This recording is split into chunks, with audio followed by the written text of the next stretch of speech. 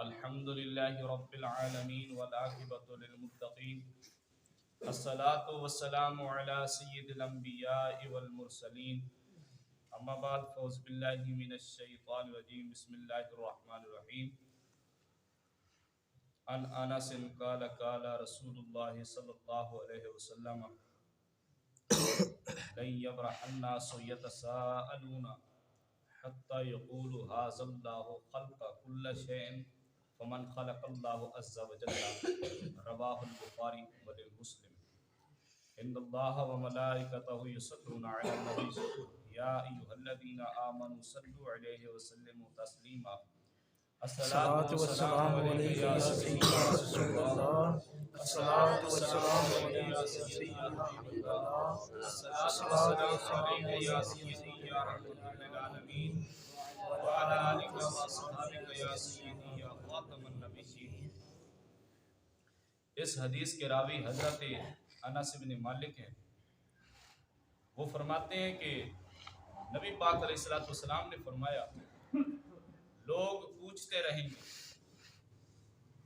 باتیں کرتے رہیں گے، یہاں تک کہ یہ بھی کہہ بیٹھیں گے کہ اللہ تبارک و تعالیٰ نے ہر چیز کو پیدا کیا ہے، خدا کو کس نے پیدا کیا؟ انسانوں کے دل میں وسوسے آتے رہیں گے، وہ یہ کہتے رہیں گے کہ ہر چیز کو خدا نے پیدا کیا ہے تو خدا کو کس نے پیدا کیا؟ اور جو مسلم شریف والے ہیں وہ تھوڑی سی اس میں زیادتی کرتے ہیں، وہ کہتے ہیں کہ رب تعالیٰ نے فرمایا اپنے حبیب سے کہ اے میرے حبیب یقیناً تمہاری امت کہتی رہے گی یہ کیسا ہے، یہ کیسا ہے، یہ کس نے بنایا ہے، یہ کس نے بنایا ہے، یہاں تک کہ یہ بھی کہہ دیں گے کہ خدا کو کس نے پیدا کیا ہے۔ تو آپ کہہ دو کہ اللہ ایک ہے، اس کا کوئی شریک نہیں ہے، وہ وحدہ لا شریک۔ حضرت عثمان ابن ابی عاص وہ فرماتے ہیں، اور اس صحابی رسول کا میں تھوڑا سا آپ کو تعارف کروا دوں، یہ قبیلہ بنی ثقیف سے ہیں۔ آپ کی والدہ نبی پاک علیہ الصلوۃ والسلام کی پیدائش کے وقت سیدہ آمنہ کے پاس تھی۔ نبی پاک علیہ الصلوۃ والسلام نے اس حضرت عثمان ابن عاص کو آپ نے طائف کا حاکم بھی بنایا۔ حضرت فاروق اعظم کے دور خلافت تک یہ وہاں کے حاکم رہے طائف کے۔ حضرت فاروق اعظم نے اپنی خلافت کے تیسرے سال وہاں کی حکومت معزول کر کے عمان اور بحرین کا حاکم آپ کو بنایا۔ 10 سال ہجری میں جب وفد بنی ثقیف نبی پاک علیہ الصلوۃ والسلام کی بارگاہ میں وہ آئے اور انہوں نے آ کر کہا یا رسول اللہ ہمیں کلمہ پڑھائیے، اس وقت یہ حضرت عثمان ان کے ساتھ تھے۔ آپ نے بصرہ میں مقیم رہے اور 70 سال کی عمر آپ نے پائی۔ جب نبی پاک علیہ الصلوۃ والسلام کی وفات کے بعد بنی ثقیف والے مرتد ہونے لگے تو حضرت عثمان نے ان کو فرمایا کہ تم کیسی قوم ہو، تم آخری مومنین ہو، یعنی کہ آخر پہ آ کے تم نے کلمہ پڑھا ہے، اب اولین مرتد ہو رہے ہو، کلمہ بعد میں پڑھا ہے، مرتد ہونے والوں میں سے پہلے ہو۔ تو آپ نے ان کو یہ بات کی، اس وقت شاید کئی لوگ مرتد ہو گئے تھے۔ وہ فرماتے ہیں کہ میں نے عرض کیا یا رسول اللہ صلی اللہ علیہ وسلم شیطان مجھ پہ حملے کرتا ہے اور میری نماز، میری تلاوت اس میں حائل ہو جاتا ہے، نماز مجھ پہ مشتبہ ہو جاتی ہے۔ کیا مطلب؟ یعنی کہ مجھے پتہ نہیں چلتا میں نے کتنی رکعتیں پڑھ لی ہیں، کتنی رہتی ہیں، میں نے پہلی رکعت میں کیا پڑھا ہے، دوسری میں کیا پڑھا ہے، یہ چیزیں میں بھول جاتا ہوں۔ اور حملہ کون کرتا ہے؟ شیطان۔ تو بزرگ فرماتے ہیں اس سے پتہ چلا کہ شیطان اب صحابی رسول کہہ رہے ہیں میں نماز میں مشتبہ ہو جاتی ہیں، رکھتے مشتبہ ہو جاتی ہیں، مجھے پتہ نہیں چلتا۔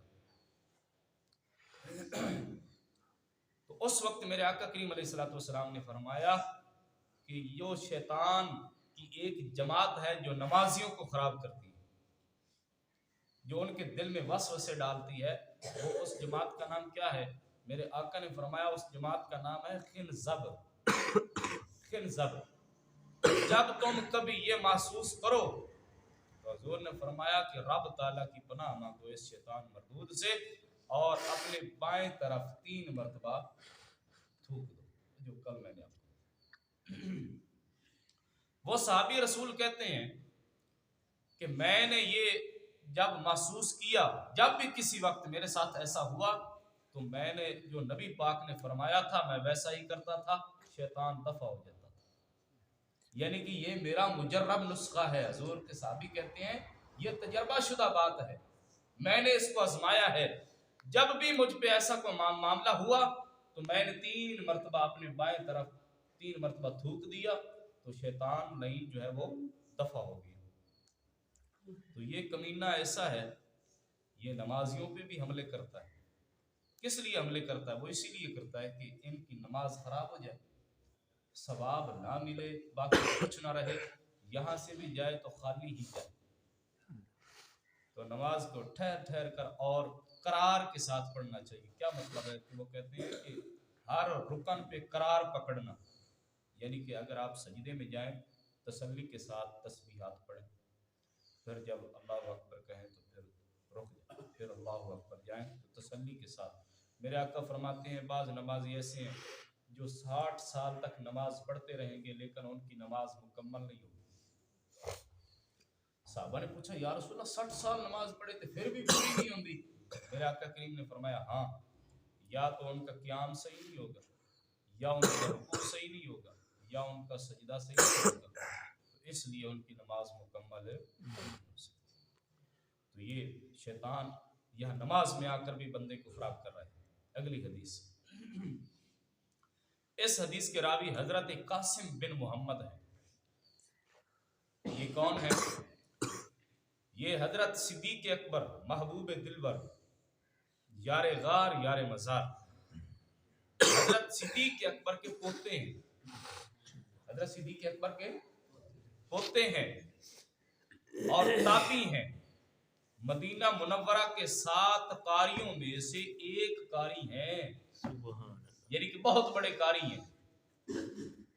اما عائشہ صدیقہ آپ کی پھوپھی جان ہے، زین العابدین آپ کے خالہ زاد بھائی ہیں، اور امام محمد باقر آپ کے خسر، امام جعفر صادق آپ کے نانا ہیں۔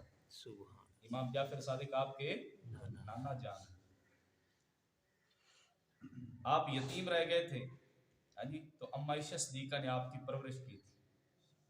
تو اس قاسم بن محمد نے اما عائشہ صدیقہ اور حضرت امیر معاویہ رضی اللہ عنہما سے بہت حدیثیں روایت کی۔ وہ فرماتے ہیں ان سے کسی شخص نے پوچھا، قاسم بن محمد سے، حضرت صدیق اکبر کے پوتے سے کسی نے پوچھا، کون گل صحیح سمجھے، حضرت صدیق اکبر کے پوتے سے کسی نے پوچھا حضور میں نماز میں وہم کیا کرتا ہوں اور یہ واردات مجھ پر بہت ہوتی رہتی ہے، تو میں کیا کروں، نماز چھوڑ دوں؟ ایک بندہ مجھے ملا تھا، میں نے کہتا ہے کہ میں نے نماز پڑھ کے سکون نہیں ملتا، پھر اس نماز پڑھن کا کی فائدہ جو سکون ہی نہ ملے۔ میں کہا تو بے وقوف ہے۔ آج میں نے یہ حدیث پڑھی ہے تو مجھے اس بندے کی بات یاد آ گئی۔ سنیے، حضرت صدیق اکبر کے پوتے سے بندے نے پوچھا مجھ پہ وہم ہوتا ہے، میں نماز پڑھتا ہوں تو یہ مجھ پہ واردات ہو جاتی ہے، پتہ ہی نہیں چلتا، کیا کروں؟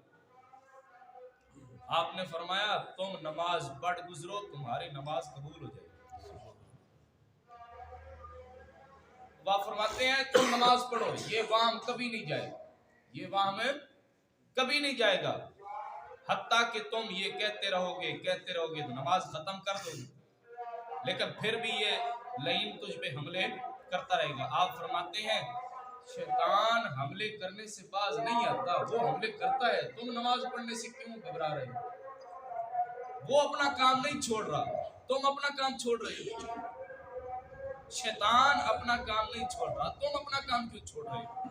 تو آپ نے فرمایا ایسا نہ کرو، تم نماز پڑھتے رہو، وہم چاہے آتے رہے، شیطان اپنا کام نہیں چھوڑ رہا، تم رب رحمان کا کام کیوں چھوڑ رہے ہو؟